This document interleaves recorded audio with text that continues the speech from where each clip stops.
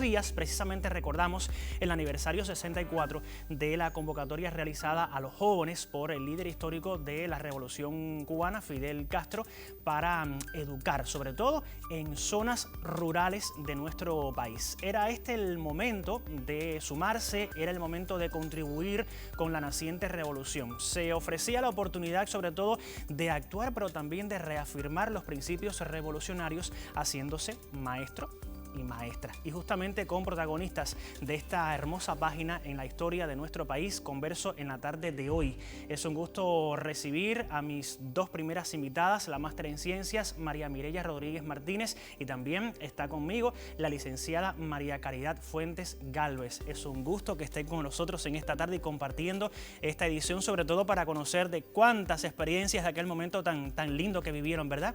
Sí, señor. Es un placer que estén con nosotros en esta tarde. Mireya, me gustaría comenzar el diálogo con usted, sobre todo, cómo se enteran de esa importante convocatoria que se había hecho en aquel momento y cómo llega a formar parte de ese grupo de maestras voluntarias. ¿Qué nos comenta? Bueno, estaba viendo la televisión. Fidel hacía discursos muy extensos en aquellos tiempos ante las cámaras de la televisión, y estaba escuchando, y en ese momento Fidel hace la convocatoria a los jóvenes para incorporarse a resolver, que le ayudaran a resolver el problema de la educación en las montañas. Yo sentí en aquel momento que Fidel estaba hablando conmigo, que yo era de los jóvenes que tenía que incorporarme. Y ya inmediatamente, al día siguiente, ya me hice mi solicitud. ¿Qué sucede? Que Fidel pidió 1000 maestros y nos incorporamos alrededor de 5000, o sea, nos presentamos. Por tanto, a mí no me llamaron en el primer grupo, que fue el que salió en mayo del año 60 y se graduó el 29 de agosto del año 60, sino que me llaman en el segundo contingente, que es el que sale en el 4 de octubre de 1960 y nos graduamos, bajamos de la sierra en el diciembre del 60 y nos graduamos en 23 de enero del año 61. En el caso de usted, ¿cómo se enteró de esa importante convocatoria? ¿Cómo sucedió? Como dice Mireya, así fue que nos enteramos. Viendo la televisión también. Bien, yo estaba haciendo la preparatoria para ingresar en la normal, porque bueno, mi idea era estudiar magisterio. Y entonces, cuando se hace el llamado, yo interrumpo y doy el paso al frente para irme para las montañas. Pero bueno, como bien plantea Mireya, fuimos tantos los que acudimos que hubo que esperar otro momento. Otro llamado, también, otra oportunidad, claro. Felizmente fui en el segundo contingente. Qué bien. En ese contingente salimos en octubre para la sierra y estuvimos allí en la sierra 3 meses. Allí nos preparamos. Primero, como se planteaba, adaptación al medio. Sí. Porque precisamente íbamos a trabajar en la zona montañosa. Y en segundo lugar, la docencia también, porque formaba parte de lo que íbamos a desarrollar después. ¿Y qué recuerda usted de aquella etapa gloriosa, yo diría, en la que se hace ese llamado tan necesario en las zonas más intrincadas de nuestro país? ¿Qué fue lo que más le impactó?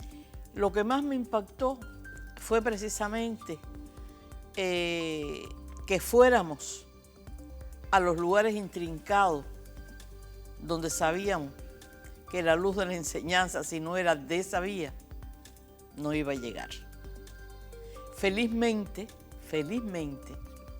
se cumplió el objetivo. Y felizmente, tuvimos la oportunidad de continuar, no ya la obra solo en las zonas campesinas, sino también aquí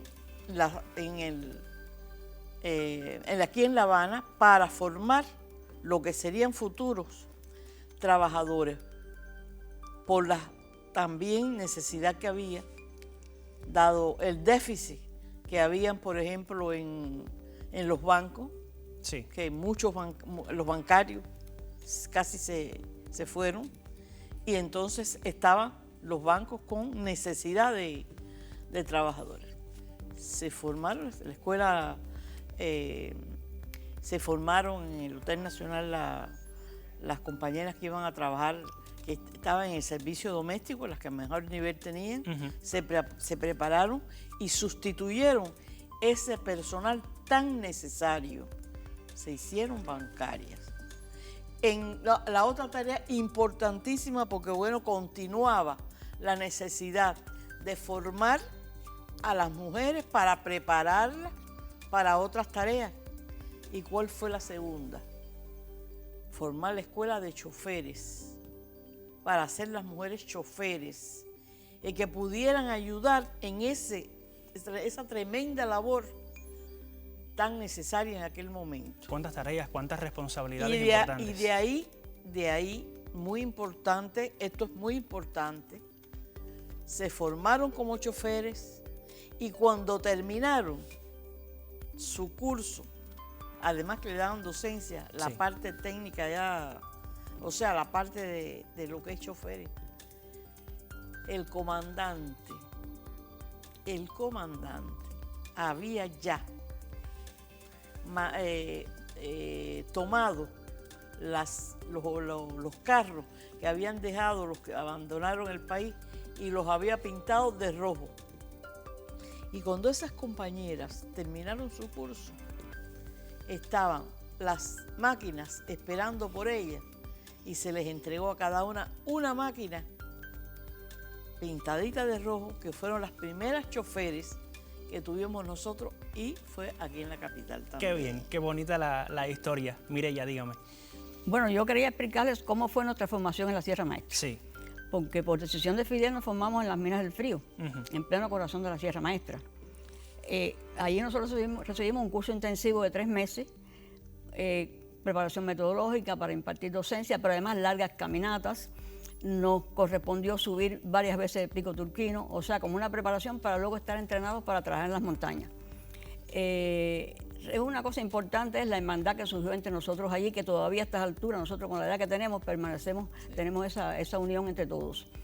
Pero fundamentalmente la forma que nos prepararon, que nos capacitó, no solamente como docentes, sino también nos entrenó en las montañas, que cuando fuimos ubicados en la Sierra Maestra o en el resto de las sierras del país, ya nosotros estábamos entrenados en las montañas. Y por eso fue la decisión de Fidel que la preparación fuera en Minas del Frío durante 3 meses. Allí nos capacitábamos. Al final, Fidel nos enfatizó en nuestra graduación, nos entregaba los diplomas, los certificados que nos capacitaba para ejercer en la docencia, en la montaña. Ahora, esa es la primera parte. ¿Por cuánto tiempo ustedes desarrollaron precisamente ese trabajo como maestras voluntarias en todas estas regiones intrincadas de nuestro país, luego de esta preparación que recibieron? Bueno, yo estuve por 6 años en Baracoa, lo que era Baracoa en ese momento, que eso se llegaba hasta la punta de Maicí. Estuve por 6 años ahí, 4 años como maestra, y 2 años como inspectora técnica, porque los cuadros de los maestros voluntarios que dirigían los maestros voluntarios surgieron de los propios maestros voluntarios. Y entonces a mí me tocó ser inspectora técnica en los 2 últimos años de trabajo en la montaña. Qué bien. Es importante destacar en este tema que después de graduarse del curso para maestros voluntarios el 23 de enero del año 1961, ¿es correcta la fecha? El segundo contingente. Exactamente. Fidel solicitó que seleccionaran a 300 muchachas para otros planes especiales de educación. Estas muchachas precisamente pasaron un curso que se les llamó Instructoras Revolucionarias Conrado Benítez. Es lo que ella explicaba. Es así, exactamente. Y bueno, a ese grupo perteneció María Caridad, que ya nos daba todos estos detalles precisamente de esas vivencias que tuvo la oportunidad de tener y que hoy las está contando aquí en nuestro programa. Las instructoras Conrado Benítez asumieron varios planes educativos especiales. Me gustaría brevemente que nos dijera sobre esa experiencia que vivió. Creo que es una experiencia preciosa, preciosa.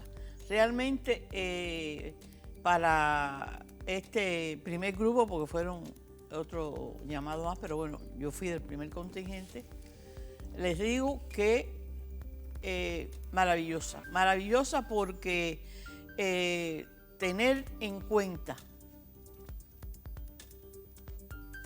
cuenta nosotros para formarnos como instructoras Conrado Benítez y que fuéramos nosotros precisamente las que pudiéramos crear otras escuelas para formar especialidades que eran importantes, como les dije, las compañeras que iban para trabajar en los bancos, las compañeras que fueron para la escuela de choferes, también saber que dentro de las manos de nosotros nos había, y Fidel constantemente visitándonos, porque él se aparecía en la escuela en cualquier momento y a cualquier hora. Qué bien. Yo les propongo... Días normales y fines de semana. Sí. Y allí te puedo decir que además de esto que le dije, también se formaron las Macarenco, que serían los maestros que irían a ocupar los puestos o las aulas que estaban sin maestro, además de la cantidad de escuelas que se abrieron, porque ya no era solamente los que no tenían nivel, ya era para toda la enseñanza. Exactamente. Fíjese qué clase importante e importancia tuvo la escuela de instructora. De ahí surgieron las Macarenco, de ahí surgieron los maestros que iban a trabajar en la creación de los círculos infantiles, que se creaban también en ese momento. ¿Cómo no? Los talleres que se abrieron para las campesinas que se trajeron de las zonas montañosas para hacerlas también costureras, para poder enseñar costura en las zonas montañosas donde ella había. Y ahí también Fidel era toda les una revolución. Entregó un sueño, como usted está diciendo, entregarle una máquina de coser y que esa labor que ellas habían aprendido aquí en La Habana la hicieran en las zonas donde ellos estaban. Fíjense qué clases de trabajo. Y de ahí otras tantas. Claro. Y de este libro también quiero que más adelante me comenten ustedes en esta jornada. Un libro maravilloso que vamos a estar dialogando en los próximos minutos aquí en tiempo real, y yo pues entonces les propongo hacer una pequeña pausa muy breve en nuestra conversación para luego seguir hablando y conociendo estas anécdotas maravillosas que hoy ustedes dos, en representación de esas 5.000 que en aquel momento dieron el paso al frente, pues están contando parte de esa historia gloriosa de nuestro país. Siga junto a nosotros, hay mucho más para compartir en tiempo real hasta bien cerca de las 4 en punto de la tarde. El maestro está obligado ante todo a plantearse ante sí altos requerimientos morales, ya que no se puede exigir a los demás lo que él mismo no practica. Solo puede educar el que es ejemplo. Por ello, la importancia social que el partido y el Estado le confieren al trabajo del educador. Hay que continuar superándose también científicamente. Hay que aspirar a que nuestros maestros y profesores estén preparados para realizar investigaciones pedagógicas, preparados para experimentar, para plantearse la solución de los problemas de la escuela por la vía de la ciencia pedagógica. Ustedes forman parte de la nueva generación de educadores cubanos. Son los depositarios de las mejores tradiciones del magisterio cubano. Conocer esas tradiciones es un deber histórico y trabajar por estar a la altura de ellas un compromiso moral. Hay que saber aprender de los profesores que llevan años laborando. Hay que tomar de ellos lo mejor, el resumen de las mejores experiencias. Pero hay que pensar con carácter creador. Hay que tener desarrollado el espíritu autocrítico sobre su propio trabajo. La calidad de la enseñanza y la educación siempre será el resultado del esfuerzo común de la escuela, la familia y la comunidad, y estará dada en nuestra capacidad por formar los rasgos de la personalidad comunista de las nuevas generaciones.